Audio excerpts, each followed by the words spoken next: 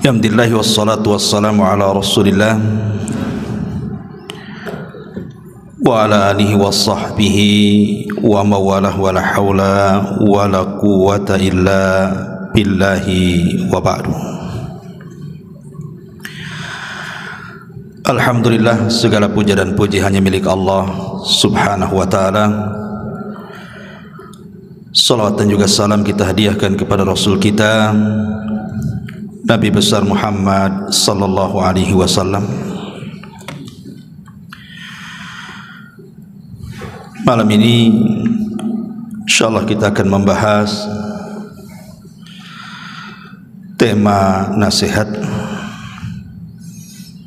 12 perkara tidak boleh dilakukan dalam berdoa. Ma'asyiral muslimin yang dimuliakan Allah subhanahu wa ta'ala,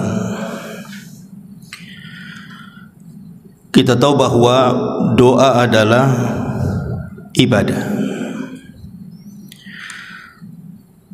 dan doa memiliki keistimewaan khusus di hadapan Allah subhanahu wa ta'ala. Karena Nabi sallallahu alaihi wasallam mengatakan dalam sebuah hadis, laisa syai'un aqram 'ala Allahi minad du'a.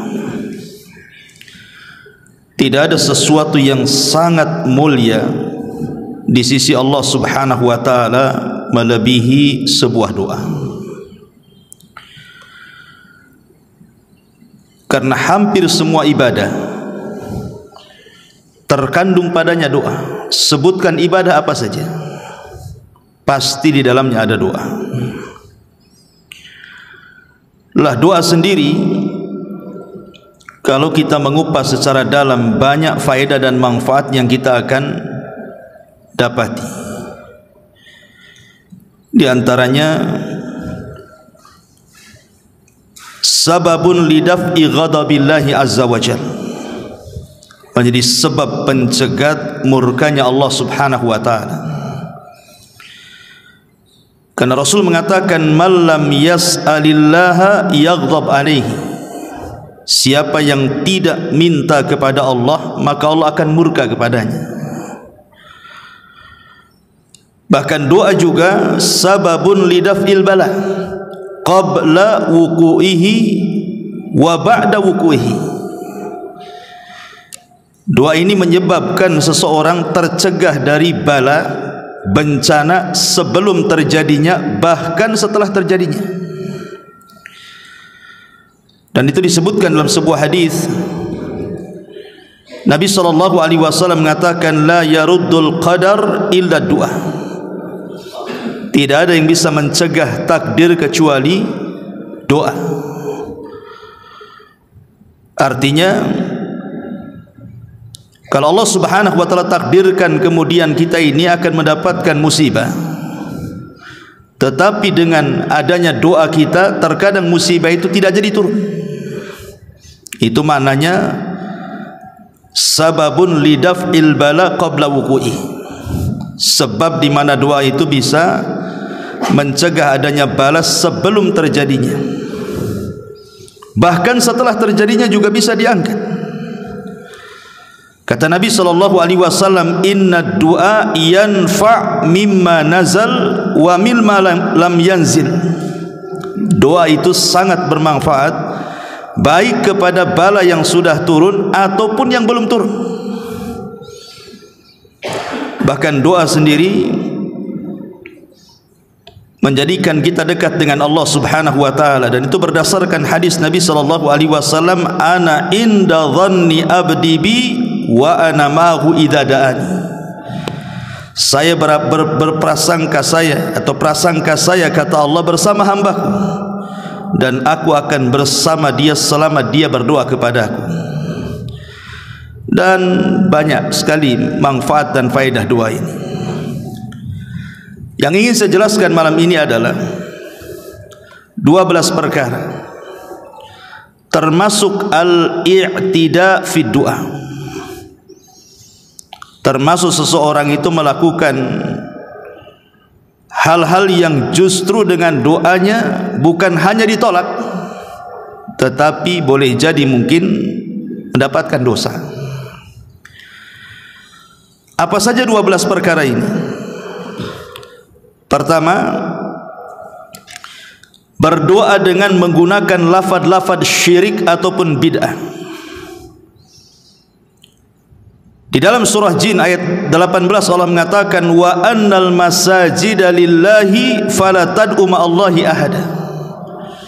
Dan masjid-masjid itu milik Allah, janganlah kalian berdoa bersama Allah siapapun. Karena kalau kita berdoa kemudian memasukkan selain daripada Allah dalam doa itu, selain doanya ditolak, ini kesyirikan, dosa besar. Seperti umpamanya menyebut wali-wali tertentu dan meminta kepada wali-wali tertentu, atau datang kepada orang-orang yang dianggap soleh yang sudah meninggal, kemudian kita datang ke kuburan mereka kemudian meminta-minta kepada mereka. Maka ini doa selain daripada ditolak bisa menjerumuskan kepada syirkul akbar, syirik besar. Kalau diyakini bahwa pengabulan doa itu datang dari orang yang dalam kuburan itu. Ini yang pertama. Yang kedua, berdoa tetapi dalam isi doa itu mengandung hal-hal yang diharamkan Allah atau perbuatan dosa. Seperti umpamanya seseorang masang togel judi gitu ya, sudah pasang, malamnya berdoa pula dia, ya Allah semoga jebol nih nomor ini ya. Atau dia mengatakan ya Allah berikan rizki, mudah-mudahan setelah saya pasang ini besok keluar. Enggak mungkin doa yang seperti ini. Ini hal-hal yang diharamkan Allah Azza wa Jalla. Judi itu haram. Atau seseorang hendak mencuri, dia berdoa ya Allah mudah-mudahan luluskanlah malam ini, sudah tak ada yang dimakan ini. Lah doa-doa seperti ini masuk dalam hadis Nabi sallallahu alaihi wasallam, la yazalu yustahabbu ya la yazalu yustajabu lil abdi ma lam yad'u bi ithmin aw qati'atir rahimin. Senantiasa akan dikabulkan permintaan seorang hamba selama dia tidak berdoa dalam perkara-perkara dosa ataupun perkara-perkara yang di dalamnya ada yang memutus silaturahim. Ma'asyiral muslimin yang muliakan Allah Azza wa Jalla. Kemudian yang ketiga, berdoa meminta kematian. Karena ada orang-orang yang mungkin sudah lelah hidup, menurut dia lelah hidup karena faktor ekonomi, ataupun mungkin lebih daripada itu faktor kesehatan, sudah sakit lama sekali. Kemudian dia berdoa kepada Allah, lebih baik mati daripada hidup. Maka Nabi SAW melarang, tidak boleh berdoa meminta kematian. Kata Nabi SAW, la yatamannayanna ahadukumul maut li dhurrin nazala bihi. Tidak boleh bagi kalian berharap untuk cepat mati karena sebuah madarat yang menimpanya. Fa in kana la budda, kalaupun harus kemudian mendoakan kematian, falyakul, katakanlah Allahumma ahyini ma kanatil hayatu khairan li wa tawaffani in kanatil wafatu khairan li. Ya Allah, hidupkanlah atau sehatkanlah diriku jika kehidupan ini lebih baik bagiku, tapi kalau memang kematian lebih baik bagiku, maka buatlah kematian yang baik untukku. Kalau memang harus seperti itu karena sudah tidak tahan. Tetapi hukum asalnya tidak boleh seseorang itu berdoa meminta kematian. Kan Nabi SAW yang mengatakan, imma muhsinan fala'allahu yazdad khairan wa imma musian fala'allahu yasta'tib. Karena kata Nabi SAW, kenapa dilarang kita berdoa meminta kematian itu? Boleh jadi kata Rasul, seandainya kemudian dia mungkin dulunya kurang beramal, salatnya kurang, puasanya kurang, birrul walidainnya kurang. Tiba-tiba satu waktu kemudian dia sakit, Allah sembuhkan, maka dia bisa menambah amal solehnya tuh. Ataupun mungkin kalau dia orang jahat, kemudian dia sakit terkapar, boleh jadi kalau seandainya Allah sehatkan adalah kesempatan taubat kepada Allah Azza wa Jalla. Makanya dua perkara inilah yang kemudian melarang kita berdoa minta kematian. Tidak boleh kita berdoa meminta kematian, karena nanti di akhir zaman kata Nabi SAW, ada orang-orang yang melintasi kuburan, kemudian dia mengatakan, seandainya aku yang berada di posisi dia, katanya, karena sudah tidak tahan dengan fitnah yang melanda. Dan itu sudah banyak sekali di negeri kita ini orang-orang yang berdoa seperti itu, bahkan bukan hanya berdoa, betul-betul dilaksanakan, bunuh diri dia, kan begitu. Kemudian yang keempat, mendoakan kehancuran kepada orang-orang yang tidak berhak sebenarnya Allah untuk membinasakan. Orang ini tidak berhak dibinasakan Allah, kenapa kita mendoakan dia supaya binasa? Maka tidak boleh kita ini berdoa keburukan kepada orang untuk dihancurkan, dibinasakan, ditenggelamkan dan begitu seterusnya, padahal orang ini tidak layak untuk itu. Makanya Nabi SAW mengatakan, la tad'u ala anfusikum wala auladikum wala amwalikum la tuwafiqus sa'ata ijabatin. Janganlah kalian mendoakan keburukan, kejelekan, kehancuran kepada diri kalian sendiri, atau kepada anak-anak kalian, atau kepada harta benda kalian. Janganlah sampai doa kalian bertepatan dengan waktu dikabulkannya doa, nanti jadi kenyataan. Tidak boleh seseorang itu mendoakan, mengutuk orang supaya binasa gitu, apalagi yang dikutuknya sesama muslim. Kepada keluarga kan seperti itu. Rata-rata nih biasanya orang-orang yang mendoakan seperti ini mungkin karena merasa disakiti atau dizalimi, sehingga terkadang doa yang disampaikan kepada orang yang menyakiti itu terkadang terkeluarlah kalimat laknat, kalimat kehancuran, kebinasaan. Kata ulama, kalaupun kita harus mendoakan orang yang menyakiti kita, maka doakan sesuai dengan kezalimannya. Jangan melebihi doa dari yang dizaliminya. Dia menyakiti tak seberapa sama kita, tapi kita doanya ngeri kali, itu maksudnya.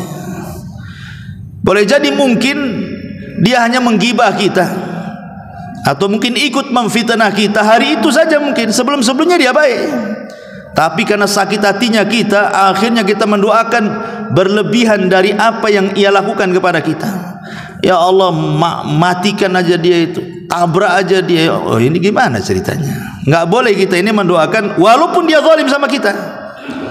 Tapi kalaupun harus kemudian mendoakan keburukan kepada orang yang zalim, maka doakan sebatas kezalimannya saja. Kalau lebih, berarti tidak ada gunanya. Apa bedanya Anda dengan dia? Ma'asyiral muslimin yang dimuliakan Allah Subhanahu wa taala. Karena hukum menyakiti manusia dengan doa itu juga tidak boleh. Man adza musliman faqad adzani wa man adzani faqad adza Allah. Barang siapa yang menyakiti orang Islam, maka ia benar-benar menyakitiku, dan barang siapa menyakiti aku, maka ia benar-benar menyakiti Allah Subhanahu wa taala. Kemudian yang nomor 5, berdoa melampaui batas dengan doa yang terkadang tidak pantas diucapkan. Seperti apa doa-doa yang tidak pantas diucapkan itu? Seperti sesuatu yang Allah mustahil mengabulkannya. Ya Allah, kekalkan hidup saya seperti iblis. Mana bisa doa kayak gitu? Iblis saja yang kekal, nggak mungkin kita minta dikekalkan usia kita. Karena para nabi aja meninggal, orang-orang soleh aja meninggal, kita pula ingin seperti umurnya iblis. Dan gak mati-mati kan itu. Ataupun ya Allah jadikan aku malaikat, mana bisa? Jadi malaikat ini. Atau jadikan saya nabi. Nggak ada lagi nabi setelah Rasulullah SAW. Lah itu doa-doa kayak gini nih. Ini doa-doa yang tidak pantas. Karena bagaimanapun dia jungkir balik, nggak mungkin dikabulkan, mustahil. Makanya kenapa Allah Subhanahu wa taala mengatakan ud'u rabbakum tadarruan wa khufyatan innahu la yuhibbul mu'tadin. Berdoalah kepada Tuhanmu dengan rendah diri dan suara lembut, sesungguhnya Allah tidak suka orang-orang yang melampaui batas dalam doa. Makanya dalam sebuah hadis yang sahih yang diriwayatkan Imam Hakim dalam Mustadraknya, kata Nabi SAW, innahu sayakunu fi hadhil ummati qaumun ya'taduna fit tahuri wad du'ai. Akan muncul dari umatku, kata Rasul, sekelompok kaum yang mereka akan berlebih-lebihan dalam doa dan dalam bersuci. Maka tidak boleh melampau doa itu, melampaui dari sesuatu yang mustahil dikabulkan. Kemudian yang nomor 6, berdoa dengan membatasi orang-orang tertentu saja dan mengharamkan bagi yang lainnya. Dan ini diambil dari kisah Arab Badui yang masuk ke masjid di zaman Rasul kemudian kencing. Kemudian kan sahabat marah tuh, karena gimana pun kurang adab masa kencing dalam masjid. Tapi ketika kemudian memuncak kemarahan para sahabat, Nabi SAW meredakan kemarahan para sahabat dan mengatakan, tinggalkan dia, ini urusanku. Maka Nabi SAW pun cuman berdua antara Rasul dan orang yang kencing itu, dibiarkan sampai selesai kencing. Kemudian Rasul mendekat. Kemudian Nabi SAW membawakan timba dan mengatakan, ambillah air dan siramlah tempat kencing. Maka Arab Badui ini mengambil air, menyiramkan ke tempat kencingnya. Kemudian Rasul mengatakan, masjid ini untuk solat, untuk zikir dan untuk baca Quran. Kemudian Rasul pun tersenyum dan menasihati dengan lembut. Rupanya nasihat Nabi SAW merasuk ke dada orang Arab Badui ini, dan dia melihat orang-orang yang memelotot padanya, para sahabat itu, dia tidak suka.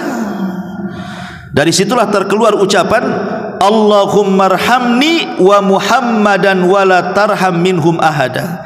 Ya Allah, rahmati aku dan Muhammad saja, dan jangan kau rahmati mereka-mereka itu yang melotot sama aku, katanya. Kata Nabi SAW, ya fulan laqad hajjartaha an-nasin katsir. Wahai fulan, engkau telah menghalangi kebaikan kepada semua orang banyak. Masa engkau dan aku saja, katanya. Yang lain enggak boleh, ya kan? Itu tidak boleh kita membatasi doa itu, seolah-olah yang mendapatkan rahmat dia dan Muhammad saja, yang lain enggak, gitu kan. Lah ini namanya berdoa membatasi dengan orang-orang tertentu dari kebaikan, tidak boleh, ya. Ma'asyiral muslimin yang dimuliakan Allah Subhanahu wa taala. Ini yang nomor 6. Yang nomor 7, berdoa meminta disegerakan hukuman di dunia. Disebutkan dalam riwayat yang berasal dari Anas bin Malik radhiyallahu an, jadi satu hari Rasul menjenguk seseorang dari kaum muslimin yang sakit parah sehingga sampai kurus kering, ya. Jadi Nabi SAW bertanya kepada orang yang sakit, yang sudah parah kali, sudah kurus kali. Kata Rasul, apakah kamu sudah berdoa memohon sesuatu atau meminta sesuatu kepada Allah, wahai fulan? Maka ia menjawab, ya, aku telah mengatakannya. Ya Allah, apa yang telah engkau tentukan hukumanku di akhirat, segerakan saja untukku di dunia, katanya. Maksud dia itu, kalau memang engkau sudah menentukan aku akan diazab di neraka, enggak usahlah, di dunia saja, biar aku nanti ke akhirat itu udah bersih, gitu maksudnya. Tapi Nabi SAW mengatakan, ya fulan, jangan katakan seperti itu, engkau tidak akan kuat. Sebaiknya ucapkanlah, Rabbana atina fid dunya hasanah wa fil akhirati hasanah wa qina adzabannar. Ya Allah, berilah kami kebaikan di dunia, kebaikan di akhirat, dan jauhkan kami dari azab neraka. Maka Anas radhiyallahu anhu mengatakan, setelah beliau mendoakan kepada Allah, tiba-tiba orang yang sakit parah ini sembuh. Lihat, Nabi SAW melarang, tidak boleh kita mengatakan seperti itu, walaupun kan sebenarnya secara lahiriah kan baik, gitu maksudnya. Jangan sampai dia pulang menghadap Allah itu dengan banyak dosa, akhirnya menyebabkan dia diazab. Maka dia mengatakan, ya Allah, kalau memang harus aku diazab di akhirat, segerakan aja di dunia. Tapi Rasul mengatakan, jangan mengatakan seperti itu. Engkau enggak akan kuat. Mana bisa kuat kamu? Kalau betul-betul Allah Subhanahu wa taala mengazab neraka dengan azaban neraka, diazab di dunia, enggak ada orang kuat. Nanti ketika engkau tidak kuat, akhirnya kemudian minta supaya azab itu dihilangkan. Nah, gimana nanti? Makanya tidak boleh berdoa meminta disegerakan hukuman di dunia. Ma'asyiral muslimin yang dimuliakan Allah Azza wa Jalla. Kemudian yang nomor 8, jangan berdoa yang terkesan main-main kepada Allah. Contoh pamannya dia mengatakan, Allahumma gfirli in syi'ta, ya Allah ampuni aku kalau kau mau. Kan main-main namanya. Masa minta ampun tidak yakin dengan Allah? Ya Allah ampuni aku jika kau mau, katanya. Kalau nggak mau gimana kan gitu ya kan? Ini kan main-main namanya. Makanya dalam hadis yang sahih dari Abu Hurairah radhiyallahu an, Rasul mengatakan, la yaqul ahadukum, tidak boleh salah seorang di antara kalian mengatakan Allahumma gfirli in syi'ta, ya Allah kalau ampunilah aku jika kau mau. Allahumma arhamni in syi'ta, rahmati aku jika kau mau. Liya'zim al mas'alata fa innallaha la muqriha lahu, hendaklah dia berazam kuat dengan doa karena Allah tidak bisa dipaksa siapapun. Maka tidak boleh seseorang mengatakan seperti itu. Ini namanya doa main-main namanya. Ngomong saja, ya Allah ampuni aku, titik sampai di sini. Ya Allah rahmati aku. Jangan bilang jangan kalau kau mau kan gitu ya. Ini enggak yakin orang ini, ragu-ragu, main-main namanya. Kemudian yang nomor 9, berdoa dengan cara mendetailkan permintaan. Didetail-detailkan permintaan. Ya Allah minta rumah kalau bisa di hook, kamarnya 3 gitu, pakai keramiknya, lantainya, semua didetailkan. Ngapain berdoa kayak gitu? Ya Allah berikan mobil, mereknya ini, kursinya sekian, warnanya sekian, engineer-nya, nggak usah didetail-detailkan kayak gitu doa tuh. Doa itu pakai bahasa jami'ul kalim, kalau bisa singkat padat doa itu, nggak perlu detail-detailkan. Ma'asyiral muslimin yang dimuliakan Allah Subhanahu wa taala. Makanya disebutkan dalam hadis Abdullah ibn Mughaffal, dia mendengar anaknya mengatakan, Allahumma inni as'alukal qasral abyad an yaminil jannah idza dakhaltuha. Ya Allah, aku meminta kepadamu istana warnanya putih di samping sebelah kanan surga kalau aku masuk di dalamnya, katanya. Faqal, maka dia mengatakan, ai bunayya salillah al jannah wa ta'udzu billahi minan nar. Enggak perlu kau ngomong begitu, cukup minta surga, jauhkan neraka gitu. Enggak usah disebut-sebut warnanya di samping sini, samping sana kan gitu ya. Cukup minta masuk surga itu sudah cukup. Minta dijauhi dari neraka. Enggak perlu doa itu detail-detail sekali. Karena kalau kita lihat doa-doa yang diajarkan Rasul kepada kita itu semuanya singkat padat, syarat makna. Karena Nabi itu dilebihkan dari seluruh para Nabi, mampu mengucapkan sesuatu yang sifatnya itu jawami'ul kalim, singkat tetapi padat syarat makna. Itu ucapan Nabi. Karena kalau kita mendetail-detailkan sedetail doa itu i'tida namanya, melampaui dalam berdoa. Kemudian yang nomor 10, berdoa diselingi dengan musik. Kita sering mendengar, biasanya di acara-acara biasanya kan, nanti satu orang pegang kertas isinya doa, nanti ada lirik musiknya pula dari belakang. Jadi nangis itu bukan isi doa yang didengar, karena lantunan musiknya itu yang buat dia nangis.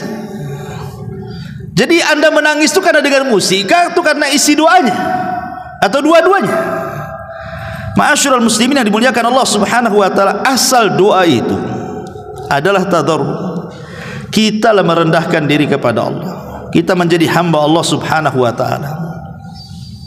Itu asal doa, merendahkan diri kepada Allah. Kalau sudah diiringi musik itu hilang semuanya itu. Karena kalaupun dia terasa syahdu, terasa khusyuk, terasa nangis, itu bukan semata-mata karena isi doanya itu. Bahkan terkadang enggak menghayati isi doanya, yang dihayati itu musik-musiknya itulah. Maka sebaiknya doa jangan diselingi musik.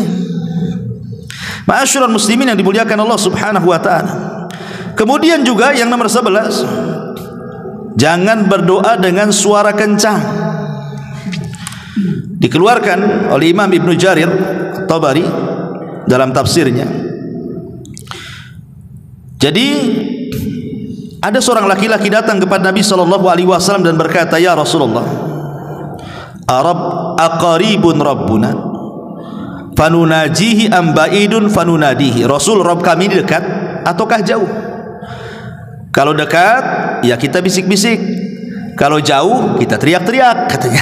Ini Arab Badui ini. Dia nanya, Rasul, Allah itu dekat atau jauh sih? Kalau memang dia dekat kita bisik-bisik, katanya. Kalau dia jauh kita teriak-teriak aja, katanya. Maka Nabi SAW terdiam sampai turun ayat. Allah mengatakan, wa idza sa'alaka ibadi anni fa inni qarib ujibu da'watad da'i idza da'an falyastajibu li wal yu'minu bila allahum yarshudun. Apabila hamba-hambaku bertanya kepada wahai Muhammad soal aku, kata Allah, aku dekat, aku ini dekat, aku mengabulkan setiap doa orang yang berdoa. Artinya bahwa tidak perlu berdoa itu teriak-teriak, tidak perlu doa itu kemudian kencang-kencang, tidak. Doa itu khufiyah. Khufiyah itu ya lirih suaranya. Cukuplah kita tahu, kita yang tahu dengan Allah Azza wa Jalla. Tak perlu berteriak-teriak, karena ini bagian daripada i'tidah, melampaui batas dalam berdoa justru tidak akan dikabulkan, bahkan justru bisa saja kemudian menyelisih nas yang diajarkan kepada kita, wa idza sa'alaka ibadi anni fa inni qarib. Dan yang terakhir, ma'asyiral muslimin yang dimuliakan Allah Azza wa Jalla, berdoa dengan sesuatu yang mustahil. Tadi sudah disebutkan di awalnya. Tetapi yang mustahil ini untuk menyakiti orang. Dan mengatakan pamannya, dia mengatakan, ya fulan, orang itu sudah menyakiti aku, nanti kalau masuk neraka kekalkan saja. Tidak bisa kita ini menjustice seperti itu, orang masuk neraka kekal di dalamnya. Bisa saja yang mendoakan seperti itu dia pula yang masuk neraka, yang didoakan pula masuk surga. Dan ini terjadi di zaman Bani Israel. Ketika ada ahli maksiat bermaksiat, kemudian yang ahli ibadah ngamuk-ngamuk dan mengatakan, kalau engkau tidak bertobat, Allah tidak akan mengampuni dosamu dan pasti kau akan masuk neraka dan tidak akan keluar dari neraka, katanya. Kayak dia aja yang punya neraka. Akhirnya Allah wafatkan keduanya, yang orang baik pula dimasukkan ke neraka, yang orang jahat yang didoakan pula dia masuk surga. Jadi terbalik jadinya, kan? Kenapa? Karena dia merasa suci dirinya, orang lain merasa rendah. Nah, ini bahaya kalau kita merasa kita ini paling suci, tidak ada dosa, orang lain seolah-olah dosanya banyak gitu, sehingga dia merasa dia yang penghuni surga, dia penghuni neraka. Tidak bisa. Orang selama masih hidup ada kesempatan tobat. Maka jangan mendoakan seperti itu, karena selama orang hidup itu masih ada kesempatan tobatnya. Dan hidayah itu milik Allah. Bisa saja Allah Subhanahu wa taala menerima tobatnya. Inilah 12 perkara tidak boleh ada dalam doa. Ma'asyiral muslimin yang dimuliakan Allah Azza wa Jalla. Kemudian pembahasan yang kedua, agar doa terkabul, sertakan bacaan ini. Ada bacaan-bacaan atau zikir-zikir itu yang kalau kita selipkan dalam doa, ini luar biasa nih pengabulannya, lebih cepat lagi pengabulannya. Jadi sebelum kita meminta ini kepada Allah Azza wa Jalla, cobalah selipkan zikir-zikir atau doa-doa ini supaya lebih mustajab dan lebih mujarab lagi doanya. Apa saja? Pertama, sertakan tasbih, kemudian tahmid, kemudian takbir. Tasbih, tahmid, takbir.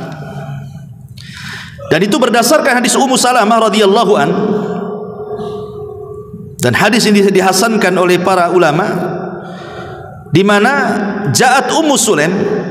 Ummu Sulaim datang kepada Nabi sallallahu alaihi wasallam. Faqalat, dan dia mengatakan, ya Rasulullah, alimni kalimatin ad'u bihinna fi salati. Rasul, bisa engkau ajarkan kepadaku beberapa kalimat yang aku bisa berdoa dengan kalimat-kalimat itu dalam salatku. Maksudnya dalam salat di sini setelah salat, bukan di dalam salatnya, setelah salat. Maka Nabi SAW mengatakan kepada Ummu Sulaim, sabbihillaha asyran wahmadihi asyran wa kabbirihi asyran, bertasbihlah 10 kali, bertahmidlah 10 kali, bertakbirlah 10 kali. Summa sali hajatik, setelah itu kau minta kebutuhanmu, hajatmu, terserah apa saja. Yaqul, maka dia mengatakan, na'am ya wahai Rasulullah, ya wahai Rasulullah. Maka kata para ulama, hadis ini menunjukkan bahwa orang yang sebelum berdoa dia membaca tasbih 10 kali, tahmid 10 kali, takbir 10 kali, maka itu penyebab tercepat dikabulkan doa. Karena dia memulai dengan tauhid, dengan pensucian kepada Allah Subhanahu wa taala, dan dengan pembesaran Allah Subhanahu wa taala. Tahmid, takbir, tasbih, ini kan bentuk tauhid, ya. Ini yang pertama. Yang kedua, selipkan juga doanya Nabi Yunus. Dan itu disebutkan dalam hadis yang disahihkan oleh Syekh Nasiruddin Al-Albani rahimahullahu taala. Kata Nabi sallallahu alaihi wasallam, da'watu dhinnuni idza da'a wa huwa fi batnil hut. Doanya Nabi Yunus ketika berdoa dan dia berada di perut ikan itu, la ilaha illa anta subhanaka inni kuntu minadh dhalimin. Kata Rasul, fa innahu lam yad'u biha rajulun muslim fi syai'in qad illa stajaballahu lahu. Tidaklah seorang muslim meninggalkan doa ini setelahnya meminta sesuatu kepada Allah, dipastikan Allah kabulkan semua permintaannya. Maka kalau berdoa jangan langsung minta, baca doa ini, la ilaha illa anta subhanaka inni kuntu minadh dhalimin. Kenapa coba doa Nabi Yunus kalau kita selipkan dalam doa kita ini menjadikan doa kita mustajab? Karena di sini ada 3 perkara. Pertama, tauhid, la ilaha illa anta. Kemudian yang kedua, tanzihullah, pembersihan Allah dari semua sifat-sifat yang kurang bagi Allah. Subhanak, tasbih, pembersihan, ya. Kemudian al-i'tiraf bi dzambi, ada pengakuan dosa. Inni kuntu minadh dhalimin. La ilaha illa anta, tidak ada sembahan yang berhak disembah kecuali Engkau. Subhanaka, maha suci Engkau. Inni kuntu minadh dhalimin, aku mengakui aku ini termasuk orang yang zalim ya Rabb. Menunjukkan kerendahan diri kita di hadapan Allah. 3 perkara ini menjadikan kenapa setiap kita doa, kalau kita selipi doanya Yunus itu mustajab tuh. Ini yang kedua. Yang ketiga, biasakan sebelum berdoa itu memuja dan muji Allah dengan menyebut nama-namanya. Apalagi kalau nama-nama itu berkaitan dengan Ismul A'zam, nama Allah yang agung, lebih mustajab lagi. Dan itu disebutkan dalam hadis Anas ibn Malik radhiyallahu an dari Nabi sallallahu alaihi wasallam. Kata Anas, kuntu ma'a Rasulillah sallallahu alaihi wasallam jalisan. Aku waktu duduk bersama Rasulullah, kata Anas, tiba-tiba mendengar rajulun qaimun yusalli, ada orang laki-laki yang sedang salat di masjid itu.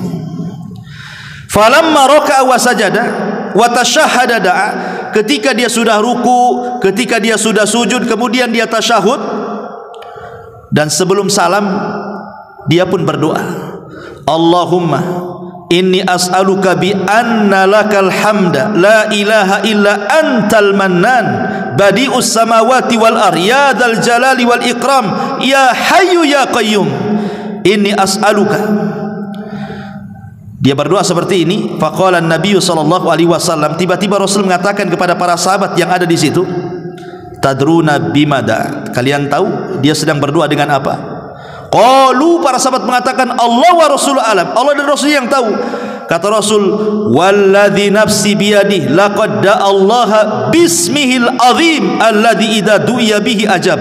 Sungguh orang itu sedang berdoa dengan nama Allah yang agung, yang kalau kita sebut dalam doa pasti dikabulkan. Apa ismi agung di sini? Ya Hayyu Ya Qayyum, itu maksudnya.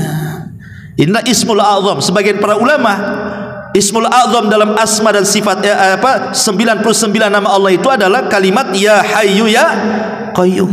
Ya, setiap doa masukkan di kalimatnya Hayyu Ya Qayyum. Ini Ismul A'zam. Nah, selipkan juga. Nah, kemudian kalau kita mau menambah dengan nama-nama Allah yang lainnya, maka sesuaikan nama itu disebut dengan permintaan kita. Kalau kita minta rizki, ya perbanyak Ya Razak. Kalau kita minta ampun, ya perbanyak Ya Ghafar. Kalau kita sakit ingin disembuhkan, Ya Rahman Ya Rahim, kan itu. Minta kasih sayang Allah. Ya, jadi setiap doa itu ketika menyebut nama-namanya dalam bentuk tawasul kepada nama-namanya, sesuaikan dengan permintaan gitu maksudnya. Ini yang ketiga. Yang keempat, sebelum berdoa bersalawatlah kepada Nabi. Kan Nabi SAW mengatakan kullu du'ain mahjub hatta yusalla ala nabi, hatta yusalli ala nabi. Setiap doa terhalang antara dia dengan Allah sampai dia bersolawat. Jadi walaupun kita berdoa kepada Allah panjang lebar sampai menangis-nangis, kalau tidak bersolawat mahjub kata Rasul, terhalang antara dia dengan Allah. Makanya salat itu penting. Tentu salawat-salawat yang syar'i, dan seafdol-afdolnya salawat kata Ibnul Qayyim adalah salawat Ibrahimiyah. Salawat yang paling afdol itu adalah salawat Ibrahimiyah. Apa salat Ibrahimiyah?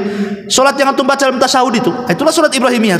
Allahumma salli ala Muhammad wa ala ali Muhammad kama shallaita ala Ibrahim wa ala ali Ibrahim innaka Hamidum Majid. Allahumma barik ala Muhammad wa ala ali Muhammad kama barakta ala Ibrahim wa ala ali Ibrahim innaka Hamidum Majid. Inilah salawat yang paling afdol. Nah, kalau antum mau baca doa, salat ini bukan hanya dibaca ketika salat saja. Ya, bisa dibaca di luar salat, karena ini salawat yang paling afdol ini. Nah, selipkan juga solawat. Ya kalau terlalu panjang ya solat biasalah. Allahumma sholli ala Muhammad kan gitu ya. Ini yang nomor 4. Yang nomor 5, beristighfar. Beristighfar sebelum doa itu astagfirullah, astagfirullah, astagfirullah. Minta dulu, minta ampun akan dosa-dosanya. Makanya Imam Ibnul Qayyim rahimahullahu taala mengatakan dalam kitabnya Al-Jawabil Kafi, Al-Jawabil Kafi, dia mengatakan, maka idza jama'a ma'ad du'a hudurul qalbi, kalau seseorang itu mengumpulkan doa dengan ditampakkannya hati, dihadirkannya hati gitu. Kemudian di ujung kata-kata beliau, summa qadima baina yaday hajatihi at-taubatu wal istighfar. Kemudian sebelum dia meminta hajatnya kepada Allah, dia dahulukan tobat dan istighfar, astagfirullah, astagfirullah. Kata Imam Ibnul Qayyim, fa inna hadzal du'a la yakad yuraddu abada. Maka doa ini hampir-hampir tidak ditolak Allah sama sekali. Makanya kalau kita lihat para nabi dan rasul, mereka mewasiatkan kepada anak-anak mereka dan umatnya itu justru memperbanyak istighfar. Contoh Nabi Ayub alaihissalam, Nabi Yakub alaihissalam. Nabi Yakub alaihi salatu wassalam itu kalau sepertiga malam akhir, maka dia bangunkan anak-anaknya itu. Kemudian mengatakan, beristighfarlah kalian. Fa inni astaghfiru lakum rabbi. Saya akan beristighfar untuk kalian kepada Rabbku. Maka kemudian mulailah Nabi Yakub berdoa, kemudian diaminkan anak-anaknya, dan itu setiap sepertiga malam akhir. Ataupun Nuh alaihi salatu wassalam mengatakan dalam Al-Quran, dalam surah Nuh ayat 10-12 tu, faqultu astaghfiru rabbakum innahu kana ghafar. Wahai kaumku, banyak-banyaklah istighfar karena Allah itu zat yang maha pengampun. Apa akibatnya? Yursilis sama alaikum idrar. Dengan sebab istighfar kalian Allah hujani kalian. Wa yumdidkum bi amwali wa banin. Dengan sebab istighfar kalian Allah berikan kepada kalian harta melimpah dan anak-anak. Wa yaj'al lakum jannati wa yaj'al lakum anhara. Dan Allah jadikan kebun-kebun yang subur dan sungai-sungai yang mengalir air dalamnya. Lihat bagaimana faedah istighfar di sini. Ini yang ke-5. Yang ke-6, bertawasul. Bertawasul dengan amal saleh. Kalau kita menghendaki berhajat sesuatu ini, bertawasul. Makanya kenapa Rasul mengatakan la tahqiranna minal ma'rufi syai'a, jangan remehkan sekecil apapun kebaikan. Boleh jadi yang kecil itu dipenuhi dengan keikhlasan. Lah itu kita hajatkan ketika doa. Ya Allah, ya, saya tempo hari datang ke panti asuhan. Saya sumbanglah panti asuhan itu. Kalau memang ada pahalanya ya Rabb, tolonglah saya berhajat hari ini. Saya lagi sakit, sembuhkan. Saya lagi susah ekonomi, berikanlah jalan keluar, dan begitu seterusnya. Begitu. Kita ingat-ingat kira-kira amalan yang menurut antum paling ikhlas itu yang mana? Itu sebut-sebut di situ dalam doa. Itu namanya tawasul dengan amal soleh. Seperti orang-orang yang terjerembab dalam gua, yang tidak mungkin selamat dari situ, tiga-tiganya bertawasul dengan amal soleh. Akhirnya keluar dari gua tuh. Nah, ini juga yang ke-6, ya. sertakan dengan tawasul kepada Allah Subhanahu wa taala. Inilah di antara bacaan-bacaan yang kalau bisa 6 bacaan ini, saya ulangi, yang pertama adalah apa tadi? Tasbih, takbir, tahmid 10 kali 10 kali. Kemudian yang kedua, berdoalah dengan doa Nabi Yunus. Kemudian yang ketiga, Asmaul Husna, kalau bisa ya Hayyu ya Qayyum Ismul Azam gitu. Kemudian yang keempat, bersolawat. Kemudian yang kelima, beristighfar. Dan yang terakhir, bertawasulah dengan amal saleh. Selipkan dalam setiap doa 6 perkara ini. InsyaAllah, yakin biidznillah. Ya, Ustaz, saya sudah mencoba dengan 6 perkara ini, tapi kok enggak nampak nih pengabulannya nih. Jangan Ustaz nih main-main aja nih ngasih resep ini katanya kan. Ma'asyiral muslimin yang dimuliakan Allah Azza wa Jalla, ingat sebuah hadis dari Abi Sa'id Al-Khudri radhiyallahu anhu. Kata Nabi sallallahu alaihi wasallam, "Ma min muslim yad'u laisa bi itsmin wala qati'atir rahimin illa a'tahu Allahu ihda thalath. Imma an yu'ajjal lahu da'watuhu wa imma an yu'ajjila lahu da'watuhu wa imma an yudakhkhiraha lahu fil akhirati wa imma an yadfa'a anhu minas su' mithlah." Kata Nabi sallallahu alaihi wasallam, tidak boleh seorang muslim kemudian berdoa yang isinya ada dosa dan memutus silaturahim, tetapi teruslah berdoa dengan kebaikan. Boleh jadi, kata Rasulullah, pengabulannya satu, Allah cash. Allah cash, kasih. Kita berdoa hari ini, besok pula dia dikabulkan.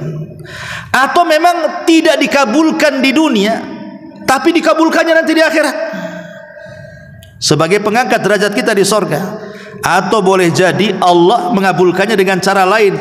Boleh jadi Allah melindungi kita dari bahaya yang kalau seandainya bahaya datang kepada kita lebih daripada permintaan kita kepada Allah Azza wa Jalla. Dari sini kata para ulama, pengabulan doa itu ada 4 poin. Yang pertama, 4 poin itu tahsilu ainil matlub fi waqtil matlub. Terkadang Allah kabulkan di waktu kita minta, Allah kasih. Di waktu kita minta, Allah kasih. Ini yang pertama. Yang kedua, wujuduhu fi waqtin akhar li hikmatin iqtadat ta'khirahu.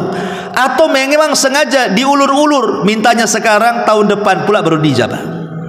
Mintanya sekarang, bulan depan pula baru dijabah. Kenapa demikian? Boleh jadi ada hikmah yang kita tidak tahu. Allah tahu. Ya, kenapa kemudian diulur-ulur itu? Kenapa? Boleh jadi dengan musibah itu akhirnya dosa-dosa kita hilang, kemudian derajat kita naik gitu, dan begitu seterusnya. Baru Allah kabulkan setelah lama gitu ya. Atau mungkin yang ketiga, daf'us syarri badalihi au i'ta khairun akhar khairun min matlubi. Ataupun mencegah keburukan sebagai bentuk daripada pengganti permintaannya. Jadi dia minta lain, dikabulkannya yang lain. Minta rumah tetapi oleh Allah dihindarkan dari tabrakan. Itu maksudnya. Kita minta rumah, ya Allah saya sudah lama ngontrak ini, tahu-tahu nggak dikabulkan tuh, tetap kontrak, tapi Allah selamatkan dari bahaya dia. Nah, boleh jadi seperti itu pengabulannya, ya. Atau boleh jadi dia minta yang ini tapi dikasih yang lebih baik gitu. Ya Allah, saya pengen nikah dengan janda, dapat gadis, umpamanya kan. Nah, itu kan lebih baik namanya kan. Bisa saja yang diminta itu sedikit tapi dikasih banyak. Boleh jadi, tapi mungkin ada waktu yang kita tidak tahu sampai kapan. Kemudian yang keempat, ataupun iddikharuhu liyaumin yakunu ahwaj ila thawabihi, atau sengaja disimpan oleh Allah Azza wa Jal untuk menghadapi satu hari di mana kita perlu pahala untuk menyelamatkan kita. Ya, maksudnya pada hari kiamat. Ketika kita ini tidak punya pahala, tahu-tahu pahala doa kita muncul menolong kita sebagai syafaat. Ini makanya bisa saja dalam bentuk syafaat kelak pada hari kiamat, atau dalam bentuk pengangkat derajat kita di sorga. Ya, makanya jangan pernah bosan berdoa tidak dikabulkan di dunia, di akhirat, karena Allah itu maha tahu. Allah maha tahu, Dia yang menciptakan kita, Dia mengontrol kita 24 jam, tidak pernah 1 menit pun kita ini lepas dari kontrolan Allah, sehingga Allah tahu tentang kita. Terkadang orang ini sakit, sengaja Allah tidak sembuh-sembuhkan, sebab kalau dia sembuh jahat nanti dia. Atau sengaja dia sehat terus, kalau dibuat sakit nanti putus asa dia. Atau dia kaya terus, kalau dia miskin nanti dia kufur. Atau dia miskin terus, kalau dijadikan kaya nanti jadi jahat sekali dia. Itu semua kan hikmah Allah, kita tidak tahu. Bersyukurlah, namanya qanaah, pemberian Allah itulah syukuri. La in syakartum la azidannakum wa la in kafartum inna adzabi lasyadid. Ma'asyiral muslimin yang dimuliakan Allah Subhanahu wa taala. Tetapi doa ini akan lebih mustajab lagi kalau kita sudah tahu keyakinan kapan Allah doa, kemudian disertakan dengan lafaz-lafaz tadi, kemudian hindari 12 tadi, akan lebih mustajab lagi doa itu, ikhwan, kalau seandainya bertepatan dengan waktu-waktu mustajab. Apa waktu-waktu mustajab? Pertama, waktu sahar. Waktu sahar itu maksudnya 1 jam sebelum subuh. Waktu sahar itu waktu yang Allah Subhanahu wa ta'ala dan para malaikatnya turun lagi tuh. Di situ waktu mustajab, sepertiga malam akhir itu. Itu waktu yang luar biasa. Secara kesehatan pun sehat di waktu itu. Secara pengabulan doa pun paling cepat dikabulkannya. Kemudian juga yang kedua, inda iftari shaim, bagi antum yang suka puasa, memang diberikan kekuatan untuk puasa sunnah Senin Kamis, maka sebelum berbuka tuh 5 menit itu waktu mustajab sekali itu. Kemudian yang ketiga, bainal adzanai wal iqamah, di antara dua azan, di antara azan dan qomat. Bainal adzanaini shalah, di antara dua azan, maksudnya azan ke qomat. Jadi kalau antum yang sholat jamaah ke masjid ini, yang datang setelah azan belum qomat, setelah sholat sunnah rawatib masih ada waktu, jangan sia-siakan berdoa, itu waktu mustajab. Kemudian yang keempat, inda jalsatil khatib bainal khutbataini, ketika khatib ini kan 2 khutbah 7 Jumat itu. Di tengah-tengah 2 khutbah itu ada duduk istirahat. Disitulah mustajab doa. Ya. Kemudian yang nomor 5, inda nuzulil ghais awil matar, ketika turun hujan, karena hujan itu turun rahmat. Mumpung turun rahmat berdoa, itu mustajab tuh. Kemudian yang nomor 6, inda iltiqa'al jaish fisabilillah, ketika berkecamuk perang, kalau memang antum dalam peperangan, itu waktu mustajab. Kemudian yang ke-7, fi thuluthil lailil akhir, pada sepertiga malam akhir. Kalau yang pertama kan waktu sahar itu mendekati subuh. Kalau sepertiga malam akhir kan ditarik dari mungkin jam 1, jam 2 itu sudah mulai, ya. Kemudian yang nomor 8, fis sujud, ketika sujud. Makanya Rasul mengatakan, sungguh-sungguhlah kalian berdoa dalam sujud. Kenapa? Karena sujud itu waktu yang mantap ketika doa. Kenapa? Karena disitulah seorang hamba merendahkan diri kepada Allah. Wajah ini mulia, ketika diletakkan di tanah itu jadi hina. Tapi kehinaan itu kan diberikan kepada Allah, menunjukkan dia qimmatuz zulli, memang betul-betul sedang merendahkan kepada Allah. Maka orang yang merendahkan kepada Allah kemudian berdoa, tak mungkin Allah tidak mengijabah, ya. Kemudian yang nomor 9, fi adbaris shalawatil mafruḍah, pada setiap selesai sholat wajib. Tetapi saya arahkan jangan dulu berdoa meminta, selesaikan zikir dulu. Selesaikan zikir dulu, baru kalau zikir-zikir yang diajarkan Rasul sudah dibaca, ada waktu dan antum tidak tergesa-gesa, boleh berdoa setelah zikir tadi, ya. Kemudian yang nomor 10, fi sholati umuman, secara umum dalam kondisi sholat itu mustajab. Kan dalam kondisi sholat itu kan ada waktu-waktu doa yang kita boleh berdoa dengan apa saja. Seperti sujud, ketika sujud setelah kita membaca subhan rabbil a'la, ada waktu kita berdoa. Ataupun dalam tasawuf akhir setelah kita membaca tahiyat, tasyahadat, sholawat, kemudian perlindungan dari 4 perkara, di situ sebelum salam ada doa yang kata Rasul terserah mau doa apa saja, itu mustajab, ya. Kemudian yang nomor 11, fi auqatil idtirar, dalam kondisi susah, dalam kondisi kita kesusahan ekonomi, harusnya lebih mendekat diri kepada Allah, karena waktu anda itu mustajab itu. Amma yujibul mudtarra idada, siapa lagi orang-orang yang akan mengabulkan doa orang-orang yang sulit? Karena orang-orang susah itu tidak ada yang bersandar kepada siapapun kecuali kepada Allah. Mau bersandar sama siapa orang susah itu, ya. Kemudian yang nomor 12, fis safari, ketika safar, itu mustajab doanya. Kemudian yang nomor 13, fil maradi, ketika sedang sakit. Ketika sedang sakit itu mustajab doanya. Maka jangan sampai kemudian ketika seseorang sakit itu malah putus asa, disitulah waktu mustajab doa. Kemudian juga ketika mendengar nida, panggilan, ya, wa du'a indal ba'si, Maksudnya ketika mendengar panggilan azan, selepas azan itu, ya. Nah, itu masuk pada di antara dua adzan dan qomat lah itu ya. Atau antum yang berada di Arafah saat haji, ya, itu mustajab juga doa. Ataupun ketika menutup mata orang yang mati, ruhnya dicabut masih melotot, antum usap. Nah, disitulah kan ada malaikat masalahnya. Berdoa kepada Allah Azza wa Jalla. Ya. Termasuk juga di malam Lailatul Qadar dan juga di hari Jumat setelah asar sampai maghrib. Nah, itu waktu-waktu yang sangat mustajab ya. Ma'asyiral muslimin yang dimuliakan Allah Azza wa Jalla. Tapi kata para ulama, dari semua adab-adab doa itu, di sana ada namanya syurut doa. Ini yang lebih antum harus perhatikan lagi. Kalau sudah syarat ini yang paling inti dalam doa. Namanya syurut doa. Jangan pernah ditinggalkan. Yang pertama ikhlas. Berdoalah dengan ikhlas kepada Allah Azza wa Jalla. Yang kedua, berdoalah dengan kebaikan. Jangan berdoa isinya keburukan. Kemudian yang ketiga, di antara syaratnya kata para ulama, jangan tergesa-gesa. Tergesa-gesa itu maksudnya istijal itu apa?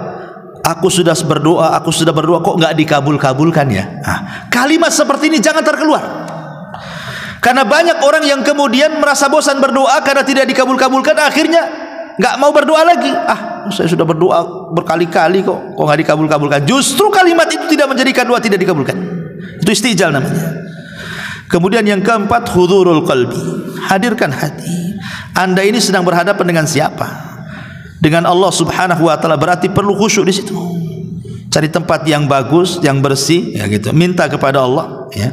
Kemudian yang nomor 5, itobatul ma'kan wal mashrab wal malbas. Usahakan jauh dari hal-hal yang diharamkan, baik makanan, minuman ataupun pakaian. Kemudian yang terakhir, bersalawat kepada Nabi sallallahu alaihi wasallam. Ini disebut syurutud doa namanya, syarat doa. Ya, yang 6 ini. Tentu dengan yang lain-lain tadi yang sudah saya jelaskan, maka doa itu akan lebih mantap lagi.